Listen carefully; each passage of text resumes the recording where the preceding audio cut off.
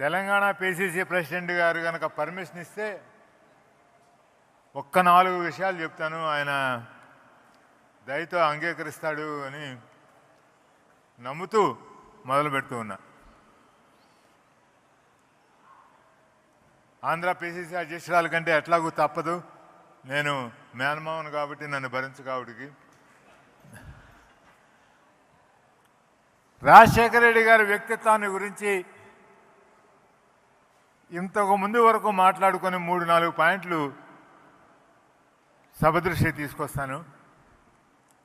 ఆయన PCC president అయిన తర్వాత మా ఇద్దరు పరిచయం 1966 నుంచి రూమ్మేట్స్గా, నిజంగా ఒక కంచంలో తినకపోయినా ఒక క్యారియర్లో తిని ఒక రూమ్లో ఉన్నాము, ఒక మంచంలో లేం కానీ ఒక రూమ్లో ఉన్నాము. అప్పటి నుంచి మొదలైంది, అక్కడ వదిలేద్దాం. ఆయన 83లో పిసిసి ప్రెసిడెంట్ అయ్యారు. పిసిసి ప్రెసిడెంట్ అయిన తర్వాత హైదరాబాదు నగర కాంగ్రెస్ అధ్యక్షుడిని నియమించాల్సిన అవసరం వచ్చింది. అప్పుడున్న శ్రీ యాదగిరి గారు స్వర్గస్థులు అవటం వలన. ఆ సందర్భంలో పి జనార్దన్ రెడ్డి గారు అనే ఒక యువ నాయకుడిని నగర కాంగ్రెస్ అధ్యక్షుడిగా నియమిస్తే కాంగ్రెస్ పార్టీకి బలం చేకూరుతుందని ఆయన బలంగా నమ్మారు. ఆ రోజున్న ఎస్టాబ్లిష్డ్ లీడర్షిప్ అందరూ వ్యతిరేకించారు పి జనార్దన్ రెడ్డి గారిని చేయటానికి వీలు లేదని. ఏఐసిసి వద్దని చెప్పింది. ఏఐసిసి పర్మిషన్ లేకుండా హైదరాబాద్ నగర కాంగ్రెస్ అధ్యక్షుడిని నియమించడానికి వీలే లేదు. అప్పుడు ఆయన గాంధీ భవన్లో పనిచేసే ఒక నిఘంటు ఉండేవారు, చిదంబర శాస్త్రి గారని. శాస్త్రి గారు ఎట్లా ఇప్పుడు ఈ సమస్యను మనం పరిష్కరించడం ఏంటంటే, ఆయన మనం పిసిసి డిసిసి హైదరాబాద్ డిసిసి ప్రెసిడెంట్ని మనం నియమించలేం కానీ కన్వీనర్ని నియమించవచ్చు అని చెప్పాడు. సో పి జనార్దన్ రెడ్డి గారు కన్వీనరు, కోదండ రెడ్డి గారు కో కన్వీనరు అయ్యారు. అటువంటి సాహసోపేత నిర్ణయాలు ఈ నిర్ణయం జరిగింది మహానాయకురాలు ఇందిరాగాంధీ గారు బతికున్నప్పుడు. ఎంత ధైర్యం ఉండాలి, ఎంత సాహసం ఉండాలి అటువంటి పని చేయాలంటే.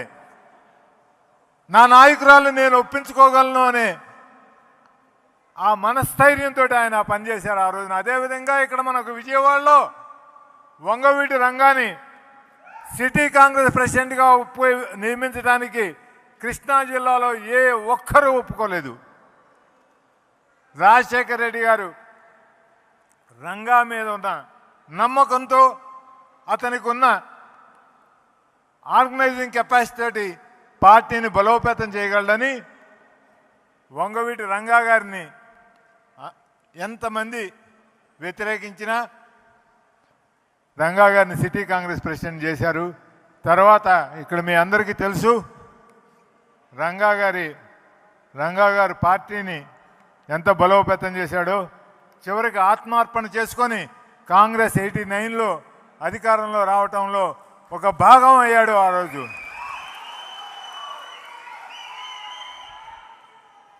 ఇదే విధంగా జక్కంపూడి రామ్మోహన్ రావు, అరుణ్ కుమార్ లాంటి యువకులు, ఆ రోజుల్లో యువకులు, వాళ్ళను ప్రోత్సహించడం కానీ, ఇక్కడ ఉంది సజీవ సాక్ష్యం మా సోదరి సురేఖ భర్త కొండా మురళిని ఆ రోజున్న ప్రభుత్వం, ఆ రోజుల్లో ప్రభుత్వంలో ఉన్న కీలకమైన వ్యక్తులు భౌతికంగా నిర్మూలించడానికి అన్ని రకాలైన ఏర్పాట్లు చేసుకున్న తరువాత రాజశేఖర రెడ్డి గారికి ఆ విషయం తెలిసి వారిని సిఎల్పి ఆఫీసులో వారిని ఆ ప్రమాదం తొలగిపోయే వరకు వారిని కుటుంబం సమేతంగా మొత్తం సిఎల్పి ఆఫీసులో ఉంచి దాని బాధ్యతని, వారిని సేఫ్గా తీసుకెళ్లాల్సిన బాధ్యతను ఆయన తీసుకొని ఆ పని నాకు అప్పగించడం జరిగింది నా మీద ఉన్న నమ్మకంతో.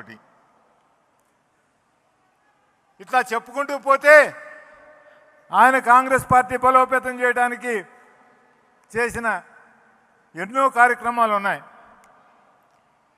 దానం నాగేందర్ లాంటి వ్యక్తి ముఖ్యమంత్రిగా ఉన్న రాజశేఖర రెడ్డి గారిని పావుగంట వెయిట్ చేయించాడు రాజీవ్ గాంధీ సర్కిల్లో, నాగార్జున సర్కిల్లో. ఇదిగోసారి ఇక్కడే ఉన్నాను, ఈ పక్క నుంచే వచ్చేస్తా ఉన్నాను, ఈ టర్నింగ్లో ఉన్నాను అని చెప్తూ. అటువంటి దాన్ని కూడా ఇంకే ముఖ్యమంత్రి అన్నా అయితే పరిస్థితులు ఎలా ఉండేవో కానీ ఎదుటివాడి దగ్గర నుంచి పని తీసుకోవడంలో ఆయనకున్న దాంట్లో వాటన్నిటినీ కూడా క్షమించగలిగిన ఉదార హృదయం ఉండేది. అట్లాగే శ్రీధర్ బాబు గారు ఎదుగుదలలో కానీ మా తమ్ముడు ఆది శ్రీనివాసు రాజకీయ జీవితానికి కానీ బట్టి అత్యంత ముఖ్యమైన స్నేహితుడు, సన్నిహితుడు. స్నేహితుడు కాదు, సన్నిహితుడు. ఆయనే స్నేహితుడు, సన్నిహితుడు. అట్లాగే షబ్బీర్ అలీ కానీ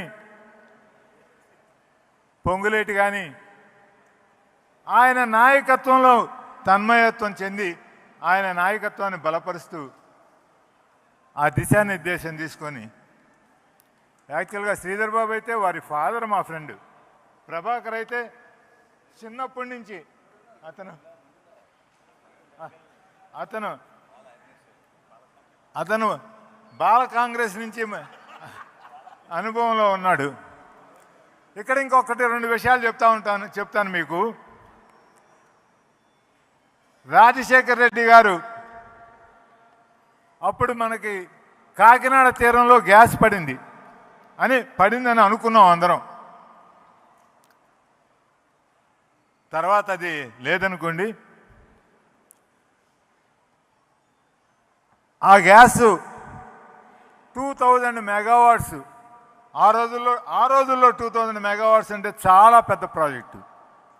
ఆ ప్రాజెక్టుని కరీంనగర్లో పెట్టాలని సంకల్పించారు మిత్రుడు షబ్బీర్ అలీ. ఆ రోజు పవర్ మినిస్టర్గా ఉన్నప్పుడు నా మీద విపరీతమైన ఒత్తిడి వచ్చింది కోస్టల్ జిల్లాల నుంచి. ఏమిటి మన కాకినాడలో గ్యాస్ ఏమిటి తీసుకెళ్ళి దారిలో ఎక్కడా లేనట్టు కరీంనగర్లో 2000 మెగావాట్స్ పవర్ ప్లాంట్ పెట్టడం ఏంటి అని. సరే, నన్ను జనరల్గా మాదొక పాలసీ ఉండేది, ఏ మంచి జరిగినా రాజశేఖర రెడ్డి గారి అకౌంట్లోకి వెళ్ళాలి. అది మా పాలసీ. దానివల్ల వచ్చే నష్టాలు కష్టాలు ఏమన్నా ఉంటే అవి రామచంద్ర అకౌంట్లోకి వెళ్ళాలి. ఎందుకంటే నేను డిస్పెన్సిబుల్. నాయకుడికి మచ్చ రాకూడదు, నాయకుడికి చెడ్డ పేరు రాకూడదు.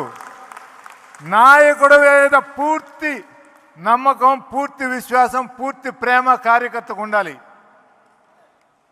దాన్ని నిలబెట్టుకోవటం అంత తేలికైన విషయం కాదు. అప్పుడు నన్ను చెప్పమంటే నేను ఆయనతోటి ఆ సమయంలో చర్చించడం జరిగింది. ఏమిటయ్యా వీళ్ళు చెప్పేది, ఏమిటి తెలంగాణ, ఏమిటి ఆంధ్ర, మనం ఆంధ్రప్రదేశ్, మనమేం సింగరేణి బొగ్గు, అక్కడున్న సింగరేణి బొగ్గు తీసుకొని వచ్చి ఇక్కడ మనం వాడుకోవట్లేదా? విజయవాడకి ఎక్కడి నుంచి వస్తూ ఉంది బొగ్గు? కడప థర్మల్ స్టేషన్కి ఎక్కడి నుంచి వస్తూ ఉంది బొగ్గు? వీళ్ళు ఇటువంటి పెట్టుకొనే మన మధ్యలో అంతరాలు సృష్టిస్తూ ఉన్నారు. మనం వీటికి అధిగమించి మనం రావాలి అని చెప్పారు. ఇంకొకటి, ఆయనకి పోలవరం ప్రాజెక్టు ఆయనకి ఎంత ముఖ్యమో ప్రాణహిత చేవేళ్ల ప్రాజెక్టు అంతకంటే ముఖ్యం ఆయనకి. ఆ రోజు ఆయనకున్న యొక్క పలుకుబడితోటి, ఆయనకి సెంట్రల్ గవర్నమెంట్లో ఉన్న దీంతో ఒక ప్రాజెక్టుని జాతీయ హోదా తెచ్చుకోవడం అనేది పెద్ద కష్టమైన విషయం కాదు. కోస్టల్ మిత్రులు, రాయలసీమ మిత్రులు అందరూ మంత్రివర్గ సహచరులు, మీరు పోలవరాన్ని జాతీయ ప్రాజెక్టుగా మన్మోహన్ సింగ్ గారితో, సోనియా గాంధీ గారితో మాట్లాడి దాన్ని ప్రకటింపచేయాలి అని అంటే, ఆయన పోలవరం ప్రాజెక్టు నేను నా నిధులతోటి, మన నిధులతోటి, మన రాష్ట్ర బడ్జెట్ తోటి నేను నిర్మించుకోగలను. ప్రాణహిత చేవెళ్ళ మన శక్తికి మించిన, ఆర్థికంగా మనకు శక్తికి మించిన పని. పోలవరం పూర్తయ్యేటప్పటికి ప్రాణహిత చేవెళ్ళ కూడా ఖచ్చితంగా పూర్తవ్వాలి. అందుకని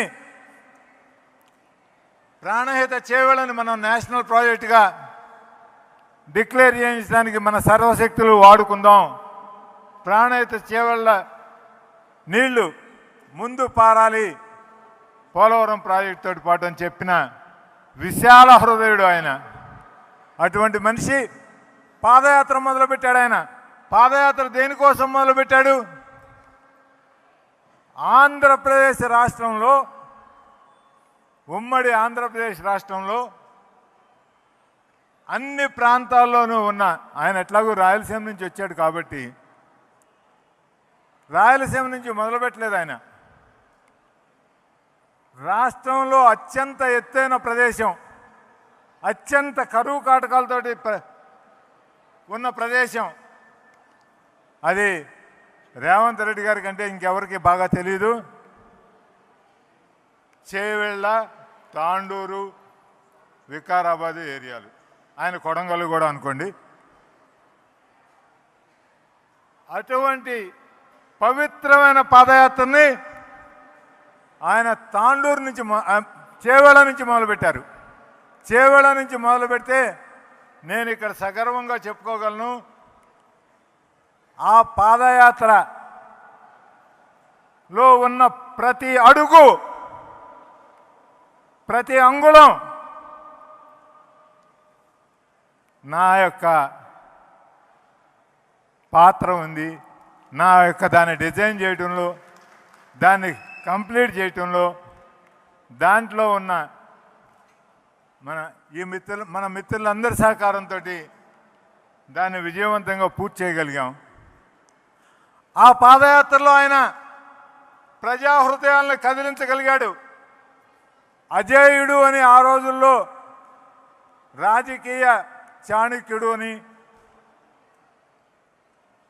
అతనికి ఓటమి లేదు అని అనిపించుకున్న చంద్రబాబు నాయుడిని కాంగ్రెస్ పార్టీ ఓడించగలిగిందంటే ఈ పాదయాత్రలో రాజశేఖర రెడ్డి గారు తెలుసుకున్న ప్రజల కష్ట సుఖాలు, వాళ్ళకి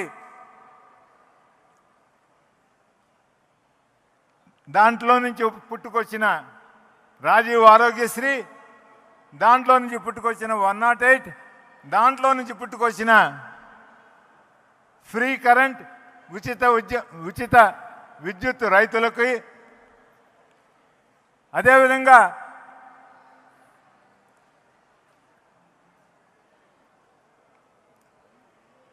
అందరూ, ప్రతి తల్లిదండ్రులు అప్పులు పాలయ్యేది. సామాన్య కుటుంబీకులైతే పిల్లల చదువు కోసం. దాంట్లో నుంచి వచ్చిందే టోటల్ ఫీజు రీఎంబర్స్మెంట్ ప్రోగ్రాం. పాదయాత్రలో ఆయన ప్రజల కష్ట సుఖాలు దగ్గరుండి తెలుసుకొని వారితోటి మమేకమై కాంగ్రెస్ పార్టీకి పునర్వైభవం తీసుకురావడానికి ఆయన చేసిన కృషి గురించి మళ్ళీ మనం అందరం ఇంకొకసారి మననం చేసుకుందాం.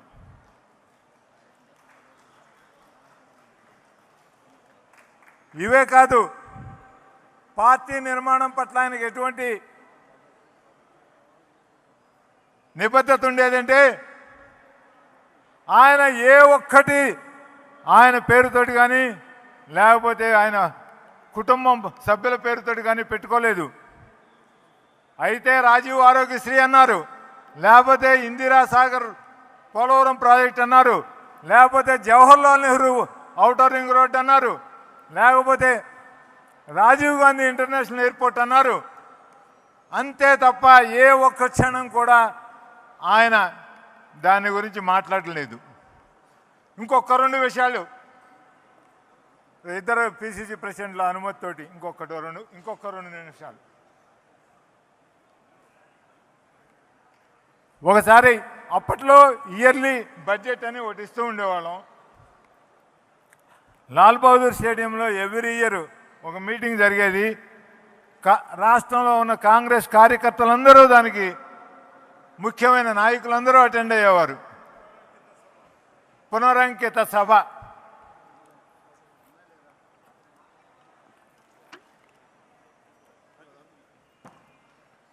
ఆ పునరంకిత సభలో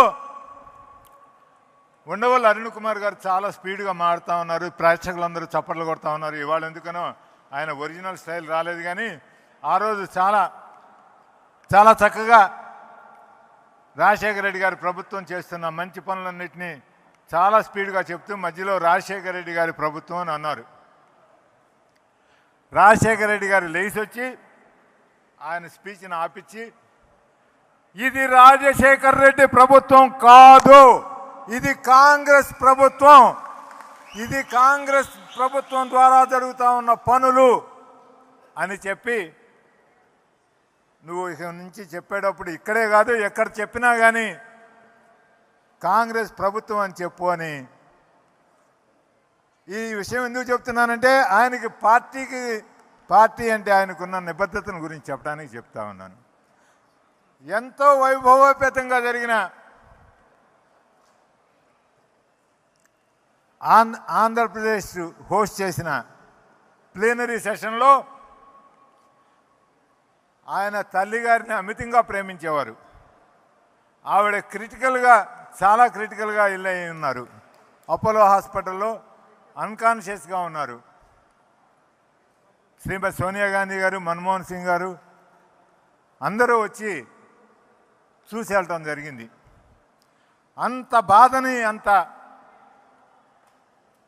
హృదయావేదన్ని దిగమింగుకొని గెర్ల కంటుల్లాగా నవ్వుతో నా భవిష్యత్ అన్నట్టు కాంగ్రెస్ ప్లీనరీని నడిపించగలిగిన ధీశాలి ఆయన. ఇంకొక విషయం ఎక్కువ మందికి తెలియంది, ఇంకొక విషయం చెప్తాను. 2009 ఎలక్షన్ల తర్వాత ఆయనకి ఢిల్లీలో